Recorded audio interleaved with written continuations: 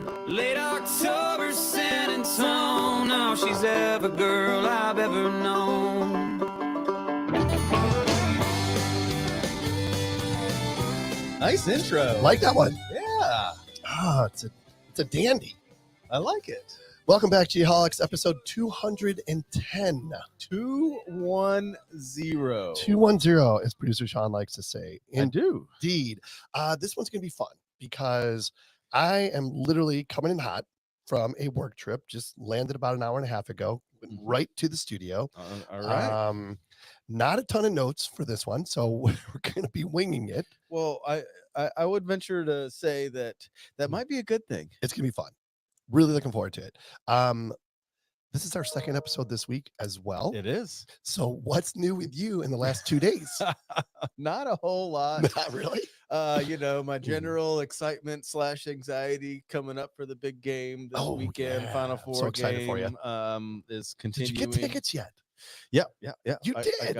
I got backup tickets, and I've got a line on some club level nicer tickets. So you have tickets for Saturday, and don't go there. I'm not gonna. I don't. No. I don't. Just. So you go to both games. Yeah. Oh, that's so definitely cool. go to both. That's games. awesome. Yeah. That's exciting. But it reminds me of living in North Carolina when the ACC tournament is a big deal in North Carolina. And growing up, and I had a chance to go to a couple of times. That's awesome. And for there, it's like starts at 10 and ends at 8 p.m. Like it's 4 games all day, and you just watch 4 straight games of basketball all day. Wow. Like it's really cool. That's cool. Like different fan bases kind of bring their stuff. So I'm really looking forward to it. Believe it or not, the Southern Illinois University at Carbondale Salukis made the tournament a couple times. Oh, really? While I was there, as a matter of fact. So I made the journey to Chicago to watch them in their the opening game. Was that still they have peach baskets, or was it actually like a Saluki? No, like was there a 3-point line when you were in school, wow. Or was it... I see where you're going with this. You're referring to me as being old. I am not so subtly. No, they had a 3-point line. Okay, good. Okay. They weren't very good at it, but they didn't win. They didn't win, but they made it, and it was like, for a small school like that, it was like, oh my god, the Salukis are in the tournament. I mean, it's crazy. No matter what, it's exciting. It really is. So we already know what's new with you. So that, and you know what, our good friend Dave Portnoy. Oh yeah, that's big news. He was just in town today, and we missed him. Dang, well, so he was mad. Literally a half mile from our studio. Was over there at Trevor's. Yes. Yeah, a couple of my buddies were there. Your buddies were there. My oldest daughter McKenna was there. Yeah. I mean, a bunch of people were there. And Miss Peaches. Miss Peaches, and did some pizza ratings. Do you realize Miss Peaches has? I mean, I haven't looked today, but last I looked, it was like 900,000 followers on Instagram. That's why I sent you a message. I'm like, dude, we need a podcast dog. I don't know if it can be as popular or as successful as Miss Peaches. So, I mean, it's a good thing to shoot for. Louis the Geoholic. Yes. Right. The new puppy at the Faber house could easily be the Geoholics dog.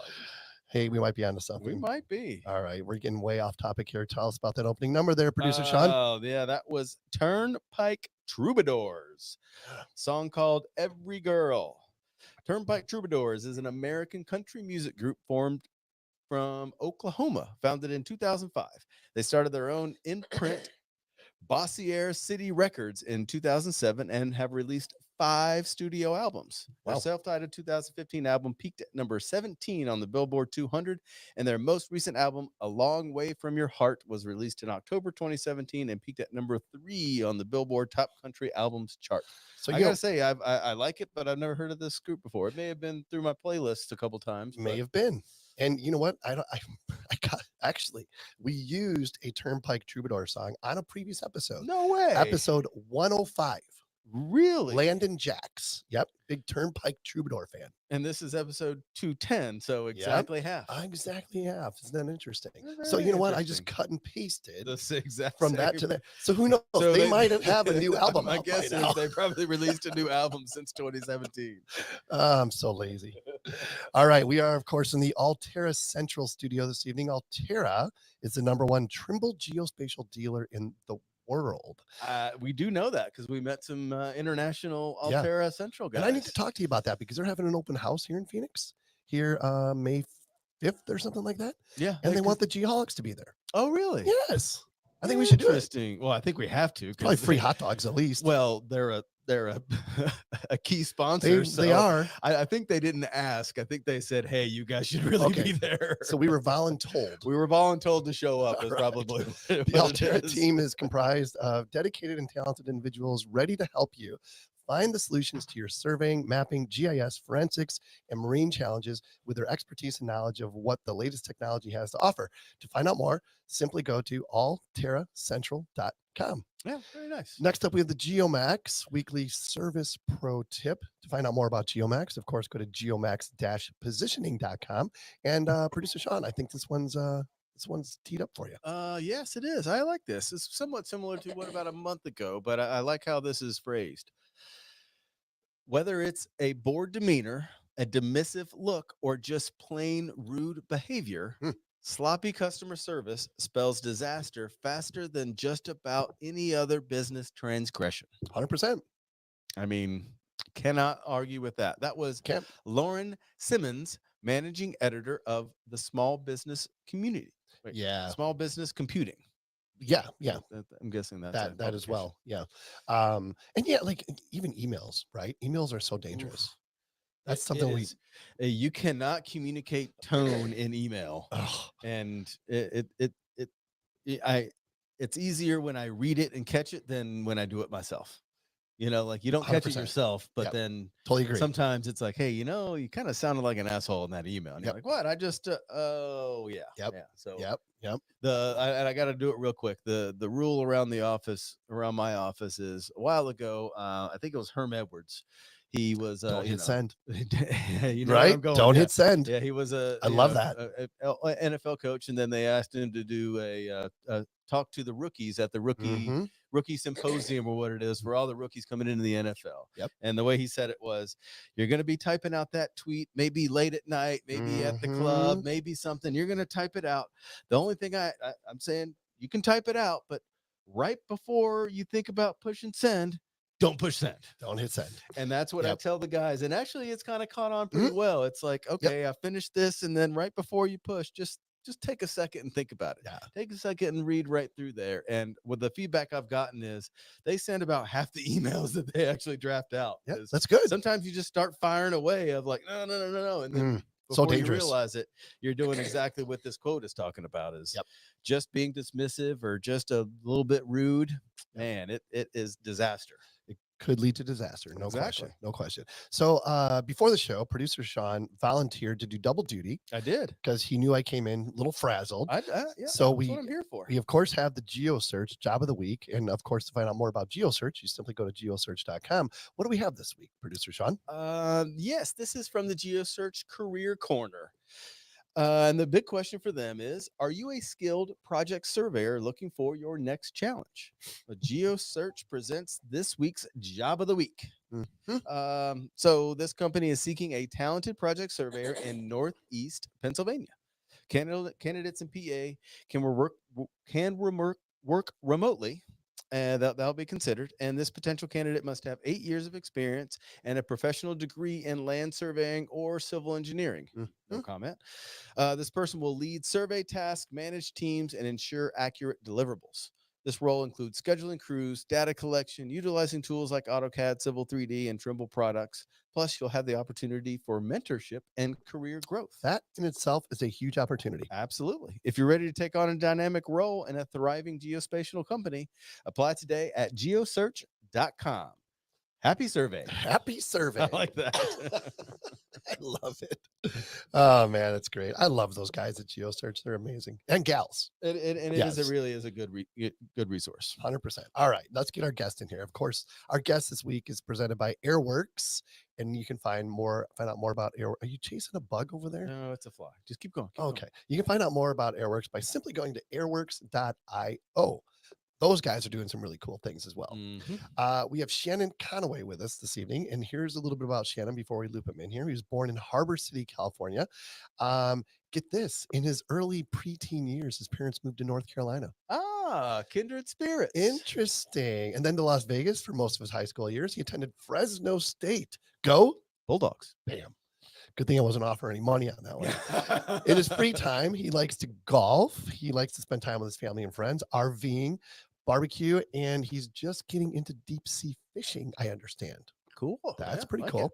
His current job is he is the founding partner and CEO of one of the founding partners, I'm assuming, and CEO of Conaway Geomatics. And his passion is simply the A&E industry with a special passion for surveying, of course. What are you looking at? I'm just distracted. Oh my goodness. Training and preparing the next generation of surveyors. And of course, he loves his family. Of course. I love that. Shannon, welcome to the GEOHOLICS. Thanks so much for being here. Thanks, guys. Yeah, I'm glad you're able to carve out some time to join us. Before we jump into the meat of this, we have to, of course, go to the Trimble Geospatial icebreaker. Icebreaker. Yes, so let's do that. So our icebreaker this week, and this is totally off the cuff because I don't have notes in front of me. Love it. Here we go. What is the best advice, Shannon, you have ever received? I think, the best advice, I got it from my father, and it was, it was about leadership. And he said that the key to leadership is you take the blame when things go wrong and you defer credit when things go right. I love that. Really good stuff. Really good stuff. What's yours, buddy? Anything come to mind? I mean, there's a lot, I would say. I think it was the and I don't remember who it was, but it was the don't sweat the small stuff. Mm-hmm. I'm like, just, and I can't You're remember good at along that. the way, but don't let that stuff. You are good at that. And it's done me well. It has. What about for you? Sure. What did Abe Lincoln tell you No, in a dream? I'm gonna go with Dwight Schrute on this one. Okay. Dwight Schrute simply said, "Don't do dumb things." That's good, right? Just don't do dumb things. I can see that. All right. So Shannon, born in Harbor City, California, went to Fresno State. One of the founding partners of Conaway Geomatics. Talk about that journey just a little bit. Yeah. How did you get to founding Conaway Geomatics? Well, it was a midlife crisis. I did it at the ripe old age of 50 when I started. So I've been in business for 5 years, but it was a little bit of a circuitous route to get there. I went to Fresno State after I got out of the Army. So I was in my late 20s when I graduated, and I had 2 kids.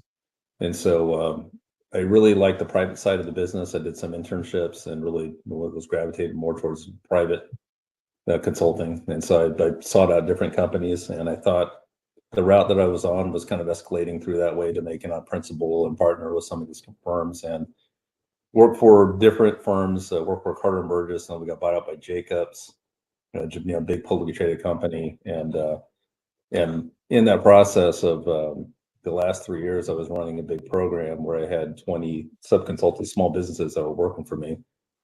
And I approached it where I was going to, give them good mentorship and be in this big company, and they all came in, and it just really was humbling because I found out that it wasn't quite up to speed as I thought it was with all the technology and a lot of the practice. And I just really was impressed with everybody's business acumen, and just really inspired me and led me the journey to actually wind up opening my own business. So my wife, in this journey we went through, she went back to college about 10, 15 years ago, and she earned her degree in business finance. And so we're the 2 founding members. And so taking the business side and the survey side was, that really was, I think that's our secret sauce, is starting with that, and then having, a ton of experience, being able to leverage that experience. So yep. Yeah. No. So I got to ask, I want to dive a little deeper in. So you just kind of blew right through that, but you went from managing a bunch of people or managing a bunch of groups to then all of a sudden you said, you know what, let me do this on my own. And I know that a lot of the people we talk to and a lot of our audience is curious, like expand that a little more and tell me how you got from where you were to making the big transition. And was it just one day you woke up and said, let's do this, or how did you plan, and how did you get there? Yeah. How did you plan? I like that. Yeah. That's a novel concept. No, I mean, it was, yeah, I did kind of gloss through that, right? So it was a process. I think for me, my experience at Jacobs, which I'm very thankful for, it was really pivotal with me starting my own business, because really what I found was that uh, as we won work, we would I try to grow the group and trying to go to surveying within like a large engineering company is it's challenging. I know you guys have Yeah. probably been there, right? Oh, yeah. Yep. It's very difficult. I'm sorry, I got a grandfather clock right here that's going off, so That's fine. hopefully not too late. Yeah, yeah. You can edit that out in post. Yeah. Oh, yeah. Yeah. No problem. Okay, all right. Stuff you don't think about when you get on a podcast. That's right.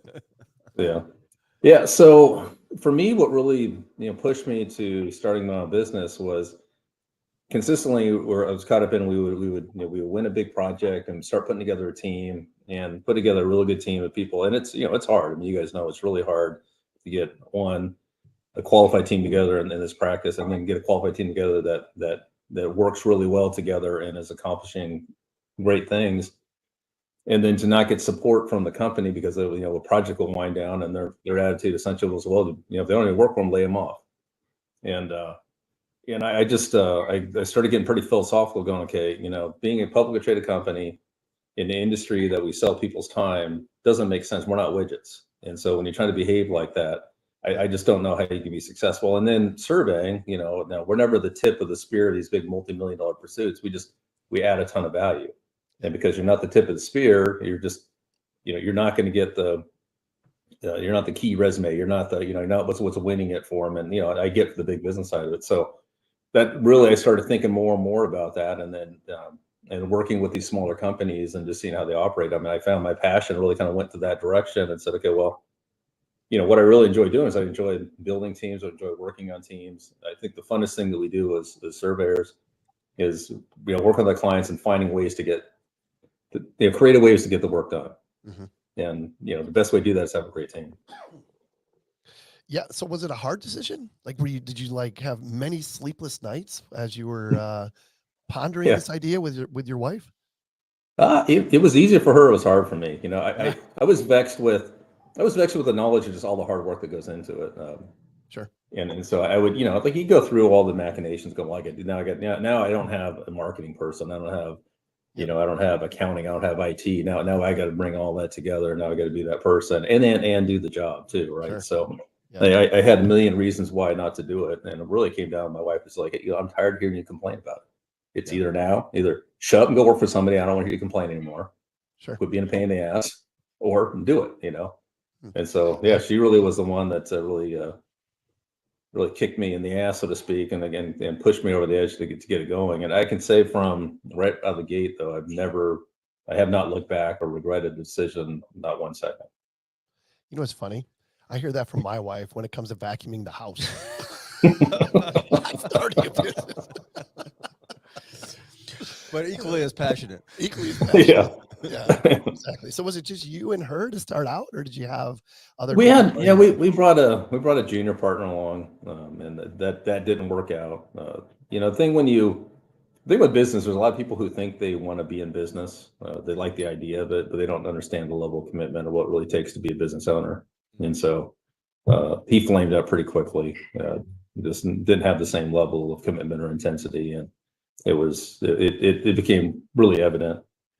I mean, one of the things that we did, at least on the front end, we put together a buy-sell agreement, and so when it was evident that it wasn't working out, we said, hey, we had to have that difficult discussion, and he's happier for not being a part of it. And business actually, it took one leap forward because having him involved in the business was actually holding us back. So, we made that decision pretty quickly. Yeah. And then, like, when did you start to realize, like, hey, I've got something here?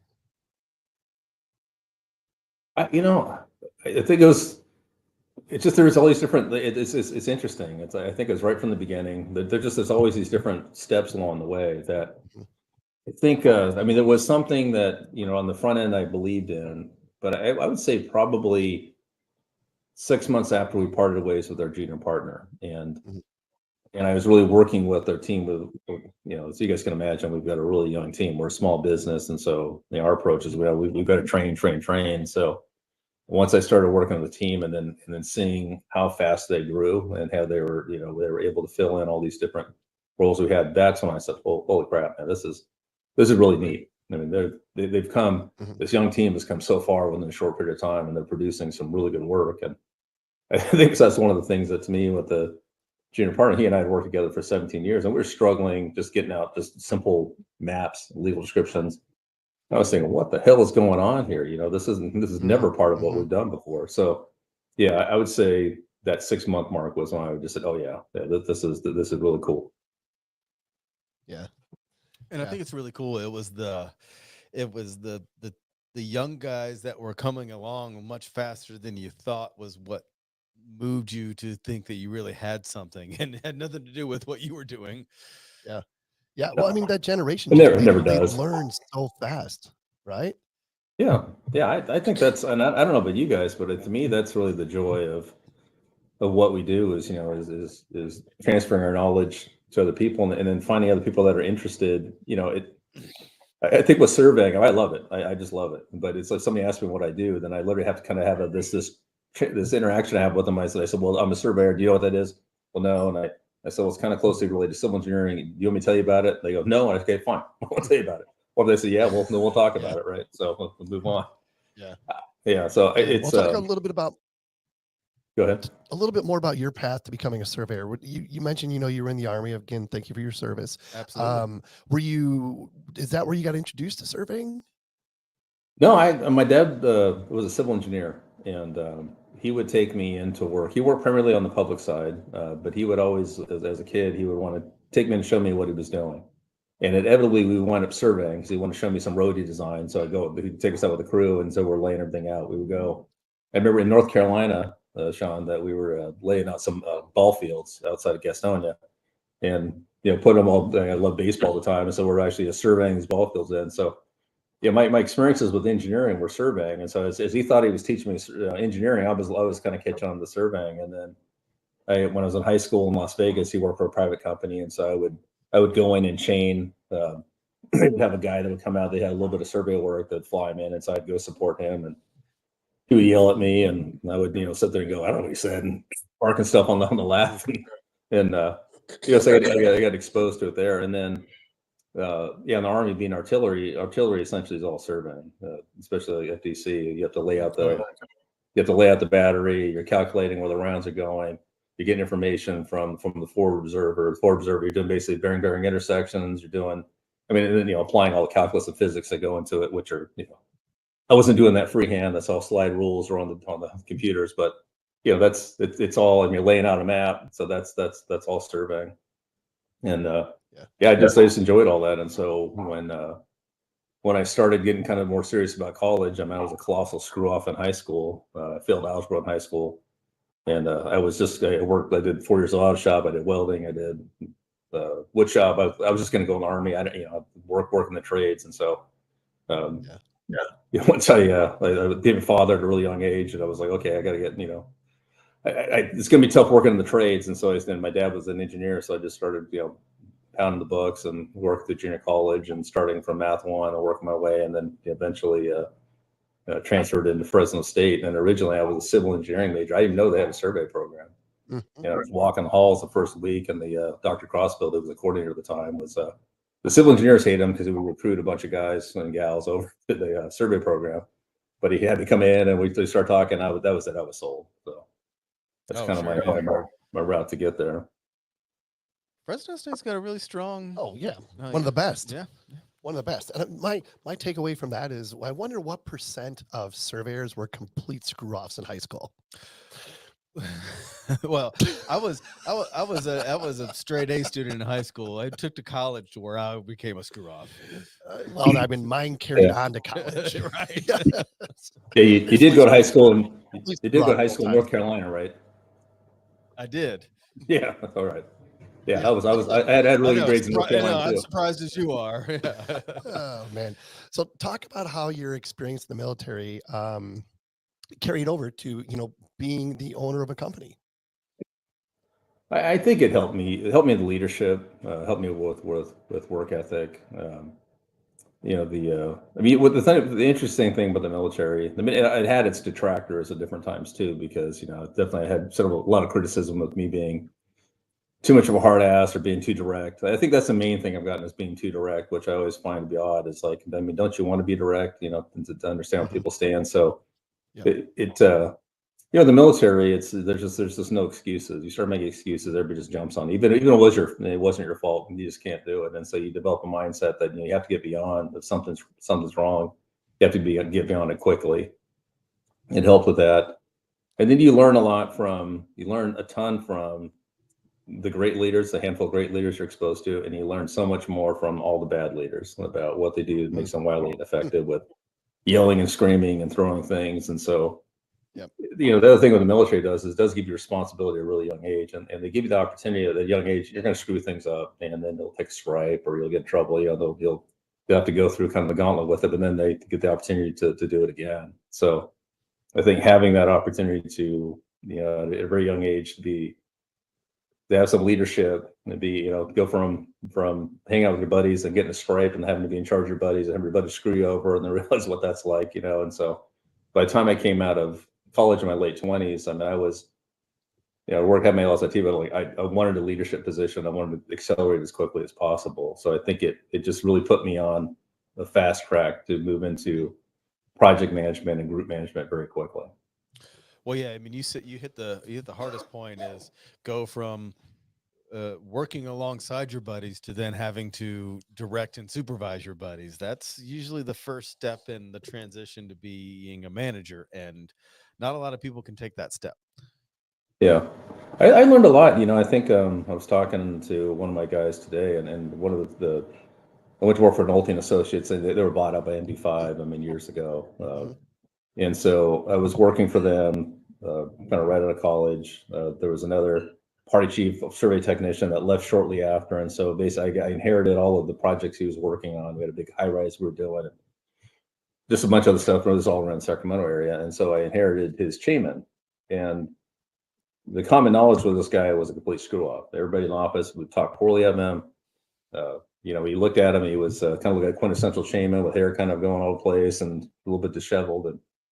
And nobody had a good thing to say about him, particularly the guy that he worked for would just constantly berate him.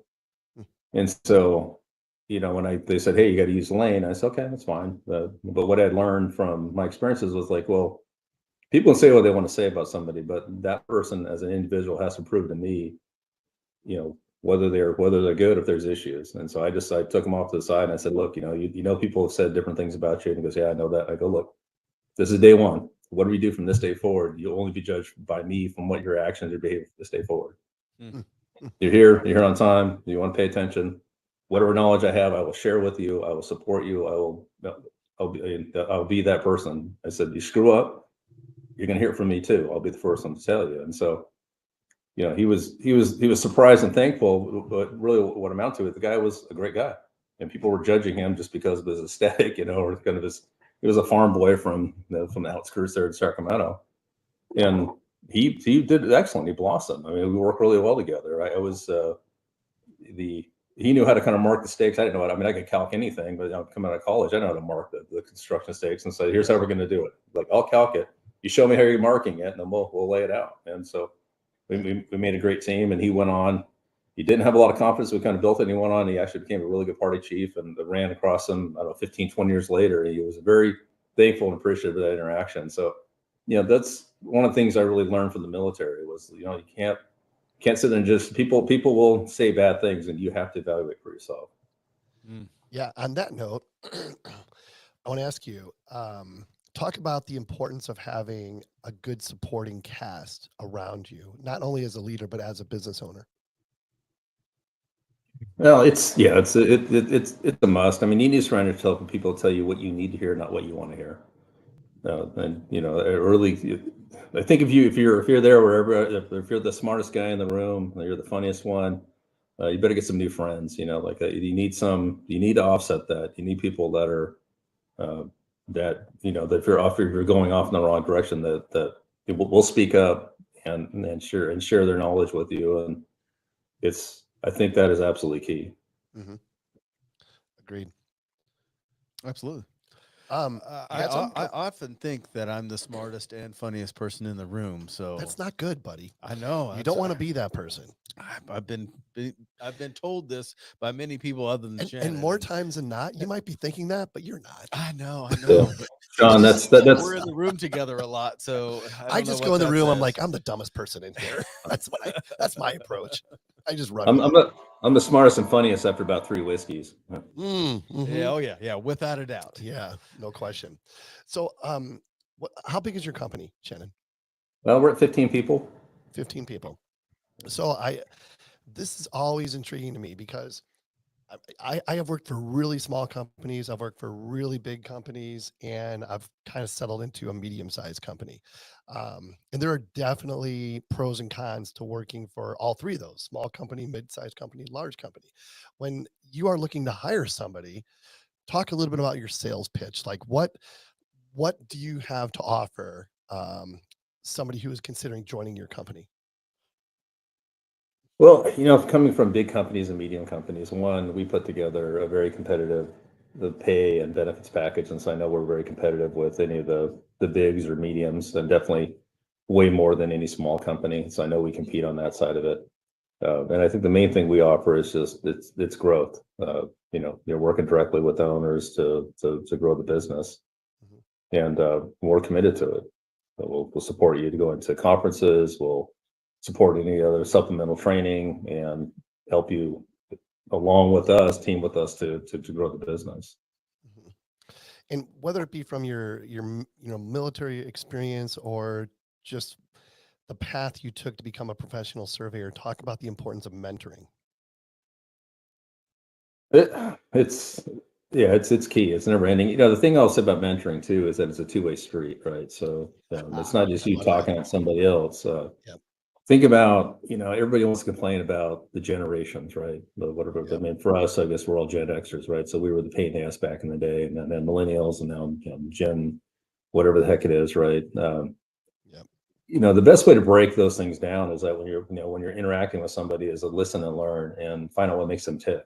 So you can, from a mentorship standpoint, you can kind of give them direction and guidance and help them kind of plan their workout or life. I mean, we have a really young team, and through COVID and everything else, I just find there's a lot of people coming to us that are lacking certain basic people skills and just being able to kind of interact with in an office environment or a work environment. So that, so having to kind of understand like where they're coming from definitely helps formulate maybe some things that we can change. Yeah.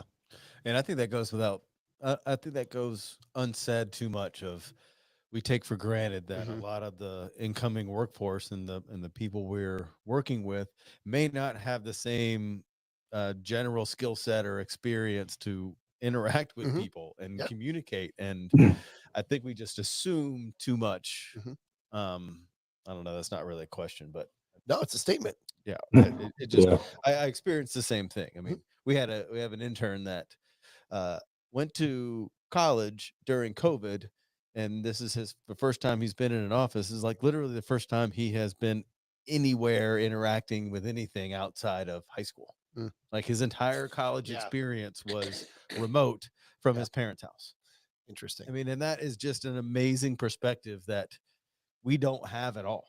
And he still has the same, education that a typical college kid would get. He just has never been out. Sure. And interacted in an office. Yeah. And they thrive for these things, but they don't know how to send an email. Well, they struggle picking up the phone and calling another human being. That's like, that's and we've been working, and I'm sure you're doing the same thing of moving past the not belittling, but it's okay that you've never done that. Here's some tips, you leave your shame at the door. Nobody cares. It's fine. You call somebody, it's okay. And it's okay to call them. And, let me get back to you, those kind of just general things. It's giving the confidence to a lot of these kids. And I'm curious, Shannon, how do you give confidence to those kids that you have? Because it seems like you've had a lot of success growing talent and getting them faster than you would assume. Yeah, it's well, there's different methods, right? I think one of the things that's been very effective is that we'll go to like an event or something like that, and we'll be like the oldest people there. And a lot of people, even on our client side, they're more closer to our team's ages than our age, right? So Mm. if I find events for them to go to, and I can say, hey, that's the client right there. And by the way, they graduated 40 years before you did. They make it more relatable to them. That's when I started, kind of breaking these things down. So trying to find a way where I can set that up and they can see it. And I tell you, man, it's hard because, even some of our clients, we've got one client that, their whole team is really young and they're remote and scattered all over the place. So they work really hard. It would be great to try to get together and introduce them to some of our team. I just know, we would go to the next level with communication and really helping them. And so I'm trying really hard to get there. So it's a process. I think that's the main thing, is just trying to find like, hey, that person's not, they'll get on LinkedIn, hey, look at it, like, they graduated, and like, oh, and then because they're looking, thinking they're talking to some old guy like me, right? And they get intimidated. You're not old, Shannon, just FYI. Yeah. Well, like it's finding those opportunities, get them together. I mean, they'll still go separate and then text each other, but still, that's a connection. They'll never talk to them on the phone, but it sounds like it's finding new and better ways to connect everyone in the office with other people that are probably going through the same thing. Sure. Yeah. So Shannon, you got some really cool hobbies, golfing and hanging out with your family and fishing and all this stuff.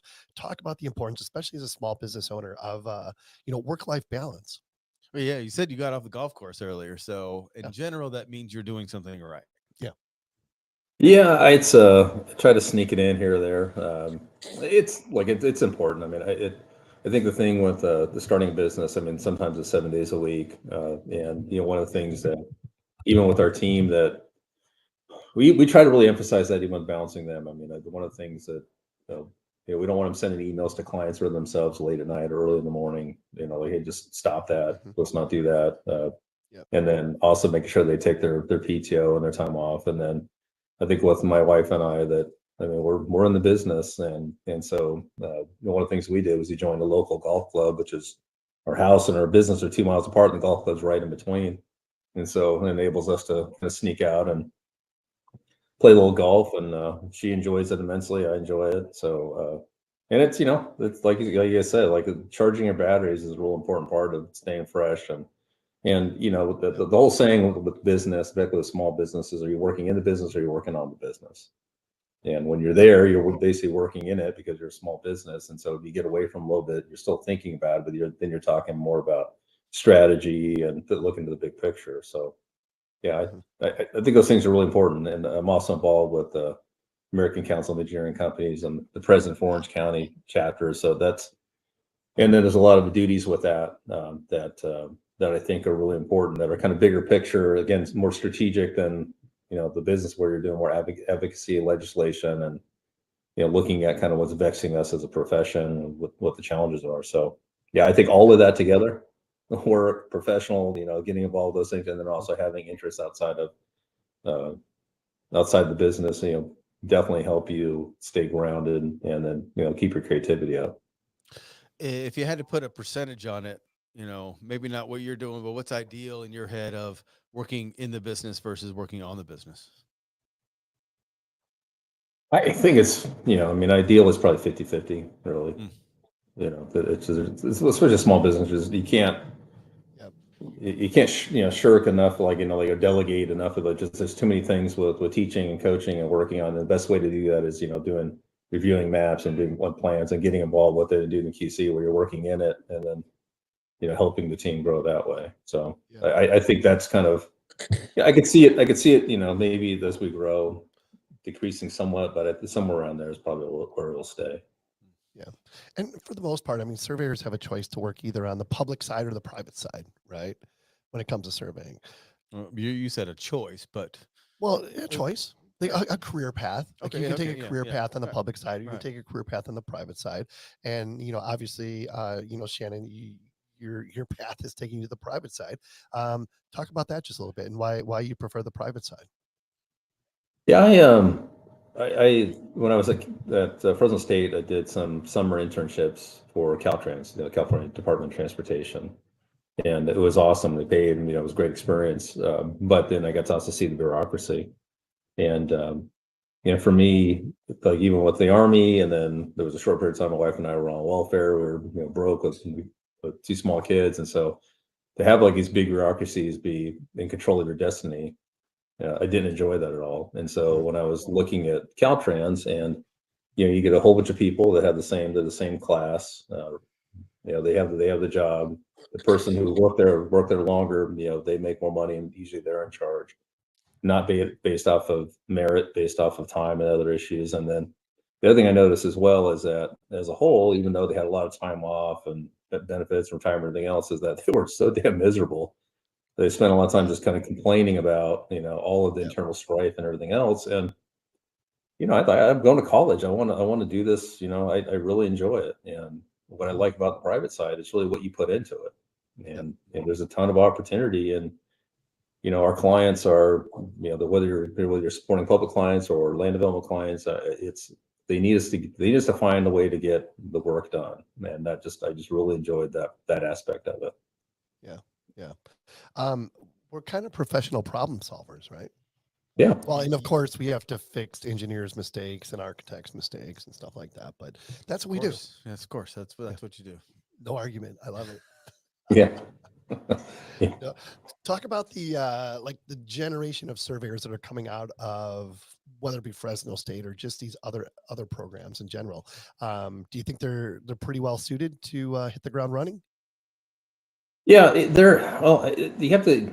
I guess one of the things that's kind of interesting that early in my career, like I found I worked for a couple non-grads, and I didn't get along with them at all. Their expectations of me were like, "You went to college? You have college? You did college degree, and you can't run this program?" They were, very kind of hard ass, and not understanding of kind of what the purpose of the degree is, and that the degree teaches you critical thinking and surveying. Right. Yeah. So, well, if we hire somebody right out of college, we're making an investment with them, but we know that they're going to learn quickly. We know that, that we can put them on a path to get licensed, and it's a process that we have to go through. We've got to provide training with them. We've got to show them the applications that we use and the processes that we do. And so, one of the things, even us as a small company from day one, we've always had interns. And so, we've had really great luck with interns. We've had 6 interns in the 5 years we've been in business, and 5 of the 6 have been great, and 1 was just immature and didn't work out. But I don't see anything any different than when we were in college coming out of school. I really don't. How do you pick those interns? Like, obviously you have some good instincts, because shooting whatever that is, 87% is pretty strong. What do you look for in an intern, or how do you select those? Well, we're involved with the schools. We put our money where our mouth is. I mean, we definitely involved. We're involved in their the competition committees, and like at Cal Poly Pomona, we do work with them and support them at their conferences. So we go speak. We go to Fresno State, same thing. Speak and support them, and just we're constantly involved with helping them. If it's tracking out equipment or doing different things, and so we just get in front of them, talk to them, and then just let them know, hey, we're looking for interns. And so through those experiences, the people that like hearing from us, that like what we're talking about, and then the instructors, because they're supporting them, they push people our way as well. And so we haven't been super picky about it. Our expectations are we're getting somebody that's a college student that that we know they're not going to be able to, we're not going to just put them to work on day one. So we have to put training into them and support them, but we know they're going to learn fast, and our expectations, I think, are in line. I think maybe that's what some people with interns as well, is maybe their expectations or the work or the demands they have, isn't going to work out. So it's just worked out, and we'll continue as long as we're in business. We will always have interns. What's interesting to me?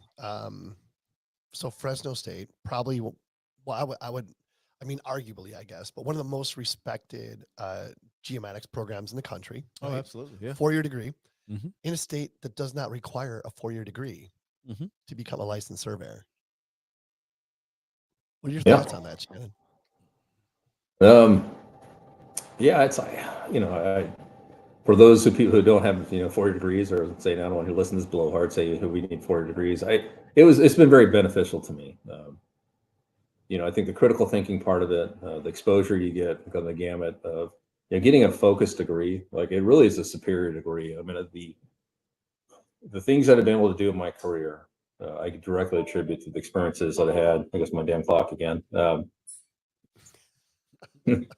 It's part of the experience. It's part just of the not- Exactly. it's just- Yeah. Used to have from barking dogs and crying kids. Now I got a grandfather clock. What were we talking about? Well, no, and just, I mean, I guess where I was going to go with this was, I mean, obviously you have a 4-year degree, so you Oh, feel yeah. strongly about that. But unfortunately, not, wow, that's what I get. Yeah. Keep going. Oh my God. Unfortunately, Unfortunately, not every state feels that way, right? I mean, many states require a 4-year degree to become a professional licensed surveyor. Arizona, California are a couple states that don't require any degree to become a licensed surveyor. Just kind of give me your perspective on those requirements in general. Yeah, it's I think, and correct me if I'm wrong, but I think even like California, I think there's still a path even for an engineer, like a PE, you can still become PE without a degree. It's very hard because you need your EIT and more years of experience. Surveying is a little clear cut with 6 years of experience and Yeah. 2 year, you're responsible charge field and office, and then you can go through that process. I guess my take on it is this: that you can pass a test, you can be really good at certain aspects of surveying, and be a really good construction surveyor, maybe really good on boundary. The thing, what I will say about getting a legitimate 4-year degree in surveying is that it gives you the breadth of experience from geodesy, photogrammetry, boundary, the survey computations that that it really as you get licensed and you get into the profession, it really enables you to really experience, I think, more of what's out there for the profession, and ultimately the public and our clients benefit from that knowledge. So I encourage, and we have people that work for us that we're working on supporting them going through and getting their 4-year degrees right now as well, that that are they could get experience and get their license. But I just said, like, in order for you to really develop that broader perspective on the profession, the 4-year degree will help with that a great deal. 100%. Totally agree. What value do you put on experience then? It's it's right there neck and neck, right? I mean, for me, it's the degree gave me the platform, the experience.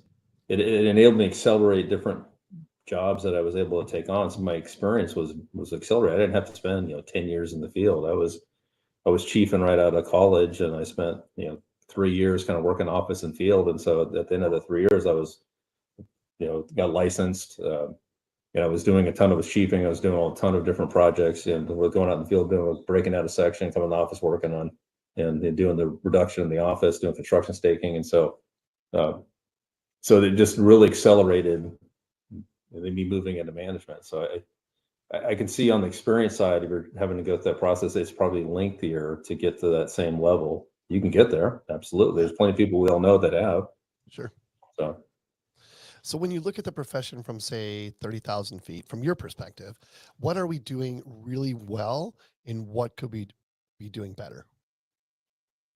Well, the main. I'll start with the bad and go the good.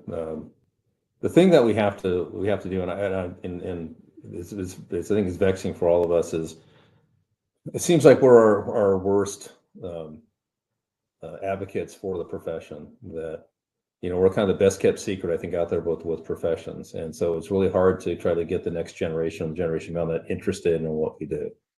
I mean, I have 4 kids myself, and none of them are interested in it, and it just baffles me, because I love it. So as a profession, I think we really struggle with attracting new talent and to sell and to advocate that it is a great profession. I think what we do well as professionals, it'll just like us sitting here talking right now, that there's characters in every profession, but even like through ACEC, and I sit across people I compete against, but we collaborate on all kinds of legislation and other things that we're working on the professional level, and you know, at the end of the day, we do support each other, and it's not, you know, I guess I look at it this way. Yeah, we compete, but there's so few of us that there's really not. I don't see anybody as really competitors. You know, I think we're collaborators, and so I think we do that really well. I mean, those of us on the private side, you know, like we know that we can pick up the bat phone and call each other and help each other out, and we do that. Sure. Is in California, is serving self-regulated, or is there a board that manages complaints and things of that nature? Wait, shouldn't you know this? I'm not licensed in California. But you work there. Yeah, but I want to hear from Shannon. Okay. Yes, there's a board. Yeah, board of professional engineers and land surveyors. Yes, that governs surveying. Yep, the file compliance. So, Because yeah, there are some states that are self-regulated. Is why I bring it up. Mm. And I'm looking at, like, is it better to be self-regulated, or are these boards just too bureaucratic to really manage the professions? Be curious how you self-regulate and how that doesn't become Yeah. any better than Sure. a board. But Yeah. I agree. Yeah, it's No doubt. well, I think in California, I mean, it's such a big animal with just number of people and dollars and everything else that we have a couple things that are going for us. So American Council of Engineering Companies does a good job of collaborating with the board of professional engineers for things that are potentially negative in impact to the licensure to the profession. We collaborate with California Land Surveyors Association on the many things that are in common. And we had a company out of Texas that was providing products that were mapped, survey land survey products without a license. And so we collaborate with the process to issue a amicus brief and to get the courts to rule like, hey, they are practicing surveying in the state and therefore they cannot do that, right? So it's, I mean, obviously self-serving from a professional standpoint, but we've all seen people who are practicing the profession who aren't qualified and the damage that they do. And so it is to our professional responsibility to support the profession. I mean, make sure that we get people we can get them licensed, get people that are interested, because if we don't do that part of it, then it's really hard to justify that, hey, we need to make sure that we have a licensure because we're creating a huge bottleneck, right? And then that it will go away if that's the case, because jobs need to get built, right? Yeah. On a little bit different note, you work in a state, obviously, where the union is strong, correct? Right. And your company is not signatory to the union, right? No, we're non-union. Yeah. I've managed union contracts. I was union myself. I went up for a short period of time, so just in trying to get my field experience. So yeah, it's here, it's ever present. So yeah, for sure. Talk about the pros and cons a little bit about union versus non-union, because I like a lot of the things the union does as far as like the apprenticeship program goes and stuff like that. I think it's a path to developing better surveyors or more. Yep. But I would love to hear your perspective, Shannon. Well, there's an inherent conflict with the union, with the unions for essentially skilled labor, not professional, and so their charters that they don't, it's not in the union's benefit for people to get licensed, right? They want them to stay kind of the journey level, party chief level, because then they're union members, and so good point. They want to keep it as a skilled labor technical job, not a profession. So there's a conflict there, right? And the challenge was, if you're coming into the profession and you want to be a surveyor, the best surveyors that we all know are people who work office and field. Once they get licensed, they start managing work. People who come through union companies, and we all know these different people, and people will sign for them even though they don't have qualifying field experience, and they get licensed because they're bright and they can get licensed. They wind up managing work, and then they direct people in the field, and they lack compassion and understanding what it's like working in the field, which causes a problem, right? So you have that issue, and so it does create a problem if you're working for a union company and you want to get licensed, and then if they put you in the field because it's so expensive at the union, then you're like a third crew member, you're not a party chief, you're really not learning.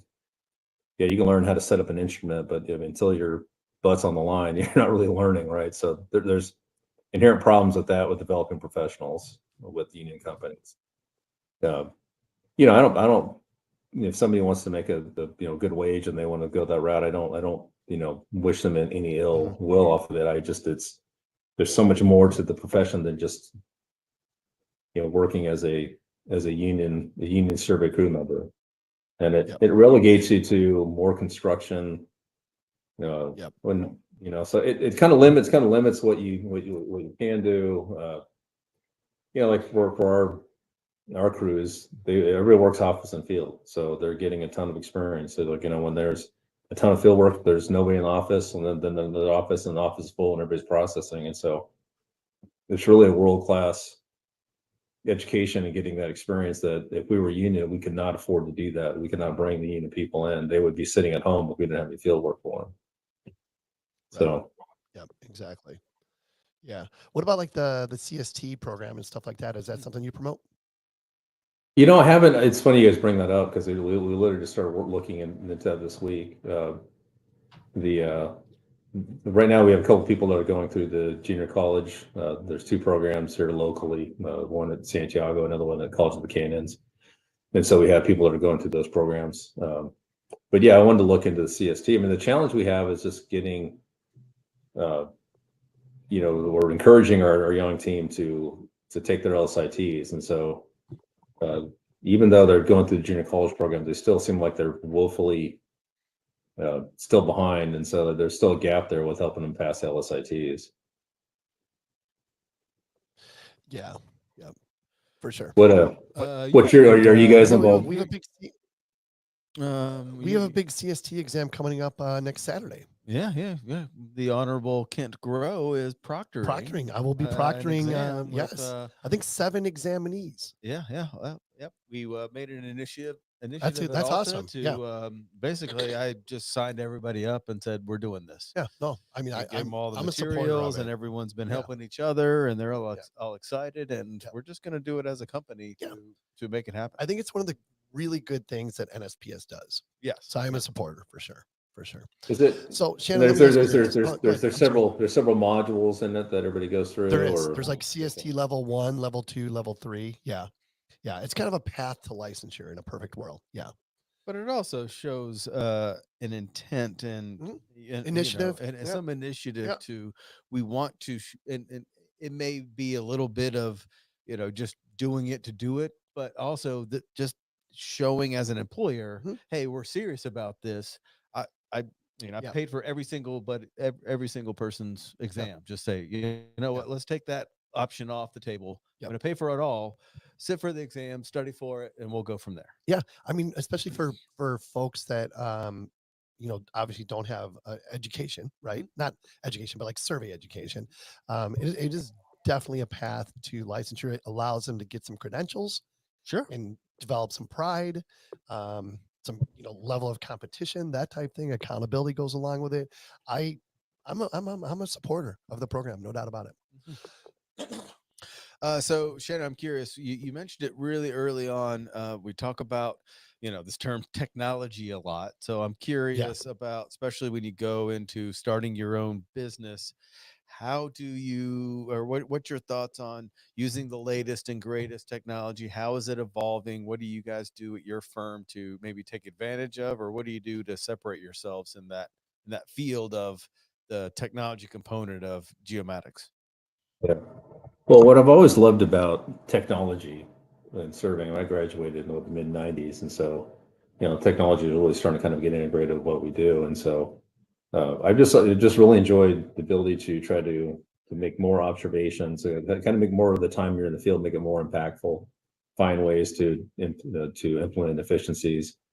So I've always gravitated towards the technology. I back in the day, in the mid 90s, I was able to break down a whole section using RTK, one day, and that would take us 4 or 5 days of traversing, right? So I just enjoyed those aspects of technology. So that's one of the things that's always interested me from whether we're implementing UAVs, doing static and mobile LiDAR scanning, auto line work, using line commands and automated line drafting, and then implementing different CAD standards that enables us to speed up the process, improve quality. So, and then you know, the thing too is it enables us to provide some additional items for our clients that can really help them with their jobs. You know, I think just pragmatically, you know, like just providing like a really high resolution ortho photo, you know, that you can collect from your drone that doesn't take a ton of time or effort and then really provides a ton of value, you know, pretty neat to do. So, you know, for technology for us, I mean, we're a Trimble shop, you know, kind of from day one. Yep. So we're running the SX10 and SX12s and the R12Is. We're doing the DJI RTK enabled drones. There's my alarm clock or my graphic clock again. And just the work processes, the workflows, right? So you know, full feature code library and coding, and so you know, we combine it. We'll go and we do a ton of design surveys, a lot of something involves ADA and everything else, right? So it has to be very precise, and so yeah, we'll go on, we'll survey a parking lot, or we do a ton of vehicle charging stations. So be able to collect all of the line work and you know, see it on the data collector and then bring it in the office and process it very quickly, run the network adjustments, check for errors.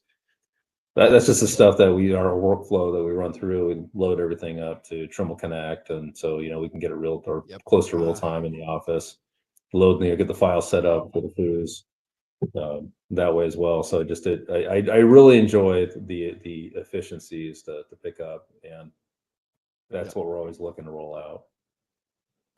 Yeah, I love that. And I love how you just like kind of brought it into the workflow and this is just how we do a project. Right. I got to give Dr. Nick a shout. He sent us he sent us a little YouTube video of like him and another guy doing real basic kind of, this is what we do to get some corners and get some topo. And I love how it's like, all right, well, here we're gonna hit this, we're gonna fly the drone, we're gonna get some ground truthing, and that's just the workflow of how we do this. You have to. And I think once companies embrace that's just how we do it now, we're gonna kind of skip over we're going to talk less about how we're using technology and more about what's the latest and greatest in that, instead of going from more old school to new school. 100%. Everyone's on new school because that's the workflow. Sure. It sounds like Shannon's already there. I believe so. Well, yeah, I mean, the thing that I say about it is like technology will never replace good survey practice and procedure, right? You still have to set up, you still have to have your equipment calibrated, you still have to close your traverses, you still have to, you know, you can't just have something wingding out there with no other ties to it, right? So that's one of the things we preach all the time. You know, they're everything. They get excited. And you go, okay, did you check it? What did you check into? Oh, I shot 1 point over there. Like, well, that's, you know, that gives us no redundancy. Yep.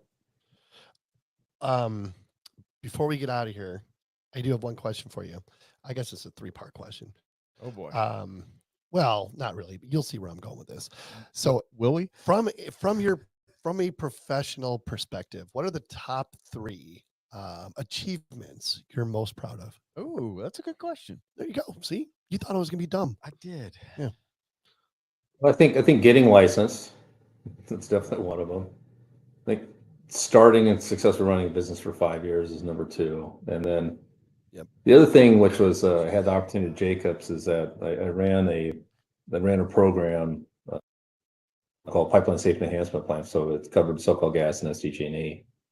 And the program, I started from scratch. I put together a team for it, and they built it to over 300 people that are working on the program I think after about a year. And so I had some really out-of-body experiences on the program because I brought together, I had a team of about 50 people that are direct staff. We had a leadership team of about 20 people.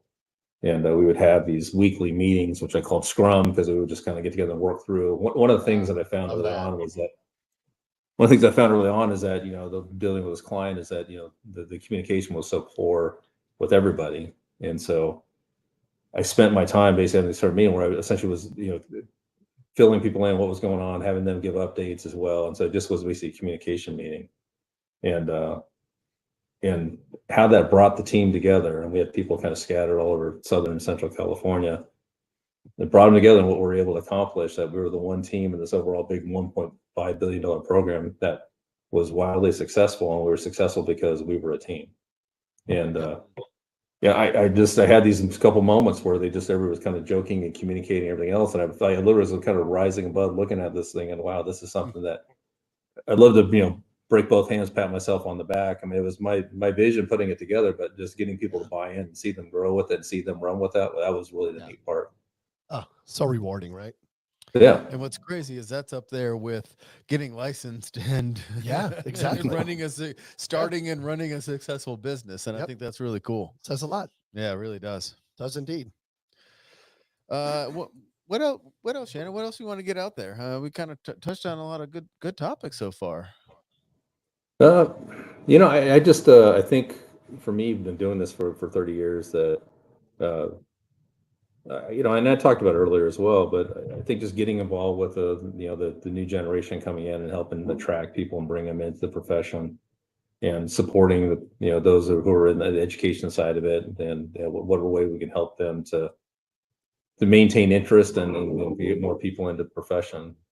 It's something that I think all of us as professionals that we have to spend more time than maybe we thought we were going to have to do for that. I think it's just our professional responsibility to stay engaged, and so we do to help grow the profession. Forward, right? Paying it forward. Yeah. Sometimes you guys present this as this like option where you could choose to give to charity or not, and I think everything we've talked about it's a necessity for the livelihood of the business. 100%. I mean, it's not even whether you get to choose or not. Like, you have to do that to be able to continue it going, because it won't survive without it. Agree 100%. Definitely. I think the other thing too is I think having a mindset of always look for the opportunity, right? That we're always vexed with. Not every day is a great day. There's things, people quit, things happen, we lose jobs. There's always an opportunity, and I think to develop that mindset that even when it seems like the chips are down, like you say, okay, well, maybe it's the time to retool. Maybe it's time to evaluate and kind of look inward and we lost a client. Okay, what was our culpability, our fault with that? Right. Opportunity. I think, and I would say to me that would be the best mindset to develop, the healthiest mindset. And it's hard. I mean, there's times like you can get negative, but to keep going back to going, okay, like even for me, when I start getting negative, it's like, okay, focus. Where's the opportunity? There's always an opportunity. Yeah. I love that. Well, you may have just led into this last question here, Shannon, but he may have already answered it. I know, yeah. But I'll give you the opportunity. We have thanks to everybody. Do you have a mantra that you live by?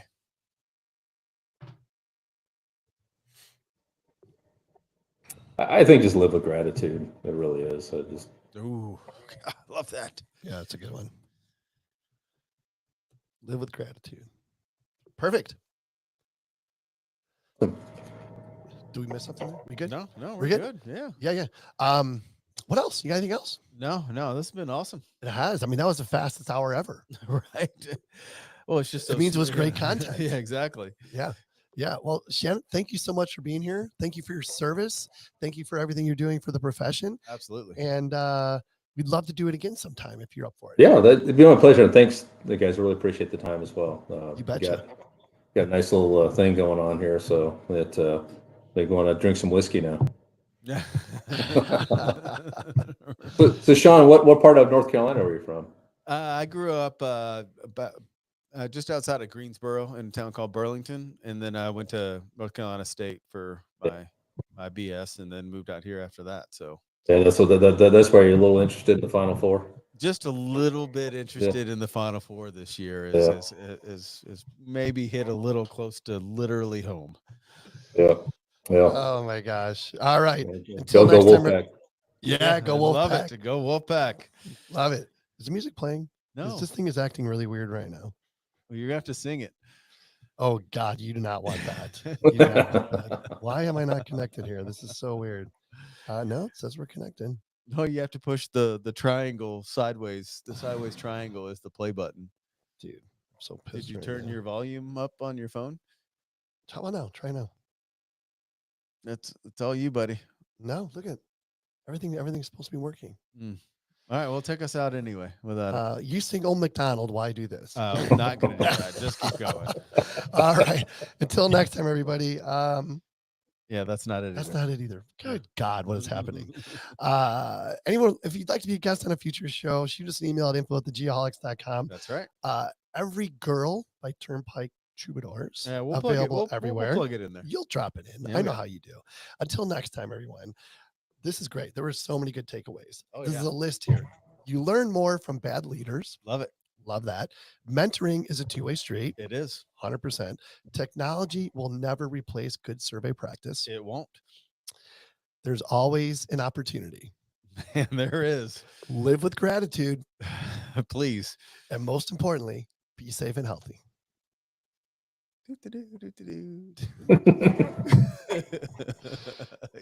No idea what happened there. Done. Yeah, done. Done. We'll plug in the music afterwards. Yeah, you can drop it in there. I can. I still